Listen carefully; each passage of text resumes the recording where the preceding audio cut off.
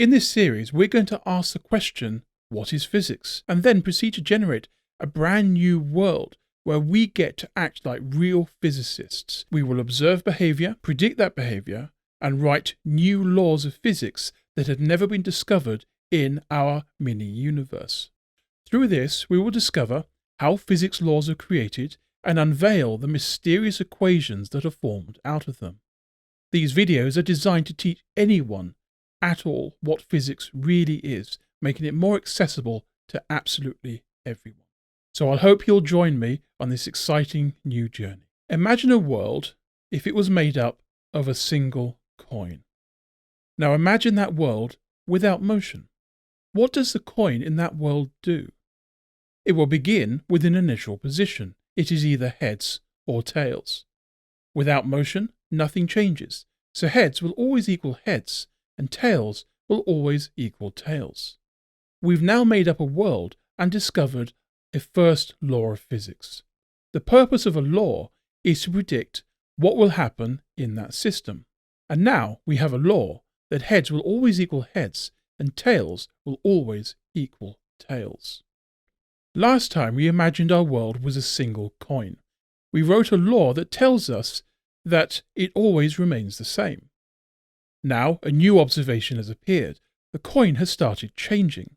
We have injected motion into our system. At any given time, we observe that the coin is either heads or tails.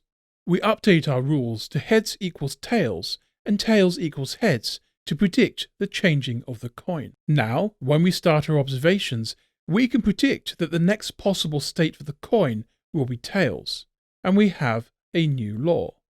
Instead of heads equals heads and tails equals tails, we now have heads equals tails and tails equals heads. We then use this to predict the object's next state in that system. We have a world with a single coin. It has two states, heads or tails. We know that heads will move to tails and tails will move to heads. Introducing time into our physics models allows us to track the state of heads and tails at any point. For the purpose of this, we will make an integer, which is a whole number. This means that time moves sequentially through 0, 1, 2, 3, 4, etc. for however long as you observe time changing. Now we have a new way of describing when something happens in our system, and we can collect observations and map the universe's history. We have a dynamic, changing system of a single coin with two states. This is our whole observable world. We have time that tracks heads to tails and tails to heads, which is the motion of our world. Let's express this simple physics law with mathematics. We create a variable to keep track of these changes. We'll use a sigma symbol because classically it represents two positional systems. So we have sigma t equals sigma t add 1. Now we have an equation that can predict the next state in our world based on what we saw at the beginning of the world. We have created an equation to our law of physics, which can now be used to predict what will happen based on the current observation. Our simple coin world has the simple rule: AT equals AT plus 1. It is completely deterministic. Deterministic means that one observation will always predict what the next observation will be. If we have time 0 and we have heads, then time 1 will always be tails. If at time 0 we have tails, then at time 1 we will have heads. This is immensely powerful because we can now predict everything that happens in this world through a single law. When a system is closed, we mean that no external factors can affect the flipping of that coin. When it is open, our predictions can be thrown off by external occurrences. For example, if I come in and put my finger on a coin for a single unit of time, preventing it from flipping, then all future predictions will be off by one head or one tails. Luckily, if this happens, we can reset our law with a new observation to correct the prediction. We have pretty much cracked the world of a single coin flipping in a closed system. And that's great. Let's make a more complex system using a die. A die has 6 sides, not just 2. A die has 6 different configurations, 0 to 6. So how do we write a law of physics for this system? Our simplest law is that motion does not exist, and the die always remains on the same side, never moving.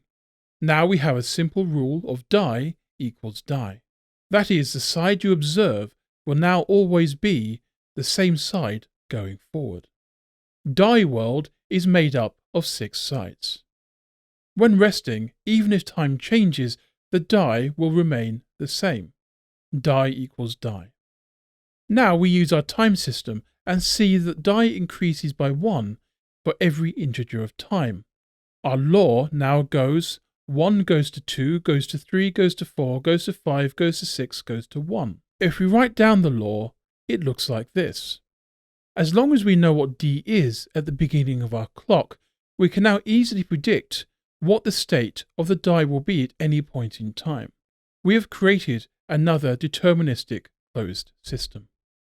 In conclusion, we have looked at inventing a system, creating what happens in that system, and then describe that system in a way that allows it to become predictable. Whereas once, we might have looked at a stationary coin and known there was another side and then expected change. You can now simply apply the simplest law and ensure that you know that it never changes. Alternatively, if you've introduced motion and the coin does change, then you have a predictable change that can be predicted based on a single observation and the application of time. Physics is about observing what happens in a system and then describing what happens in a way that allows a system to become predictable. By predicting systems and how they change, we can plan for the future. Be it predicting the path of a mass heading towards Earth and its effects on impact, or how fast an apple falls onto a physicist's head. Physics is simply a tool used to describe systems.